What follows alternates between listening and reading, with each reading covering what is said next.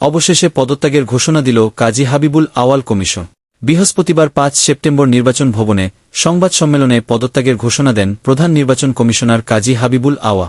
পদত্যাগের ঘোষণা দিয়ে নতুন রেকর্ড তৈরি করল আওয়াল কমিশন। এর আগে দায়িত্বকাল শেষ না হতে এভাবে পদত্যাগ করতে দেখা যায়নি কোনো কমিশনকে। সংবাদ সম্মেলনে হাবিবুল আওয়াল বলেন, আজকেই কমিশন সচিবের মাধ্যমে পদত্যাগপত্র রাষ্ট্রপতির কাছে পাঠাব।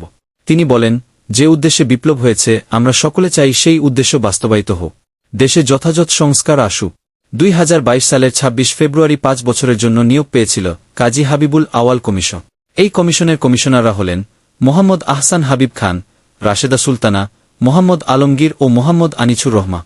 শুরু থেকেই আওয়াল কমিশন ঘিরে ছিল নানা বিতর। সার্চ কমিটির মাধ্যমে নিয়োগ দেয়া হলেও কমিশনাররা আওয়ামী লীগ সরকারের আস্থাভাজন ব্যক্তি বলে অভিযোগ ওঠে নানা সময়। কমিশনাররা নানা সময়ে বেফাঁস মন্তব্য করে হয়েছেন বিতর্কিত। সবশেষ ২০২৪ এর ডামি নির্বাচনের জন্য এই কমিশনকে দায়ী মনে করেন পর্যবেক্ষকরা। এই কমিশনের আমলে গত জানুয়ারিতে অনুষ্ঠিত দ্বাদশ জাতীয় সংসদ নির্বাচনও বর্জন করে বেশিরভাগ রাজনৈতিক দল। শুধু আওয়ামী লীগ ও তাদের মিত্র দলগুলো ওই নির্বাচনে অংশগ্রহণ করে।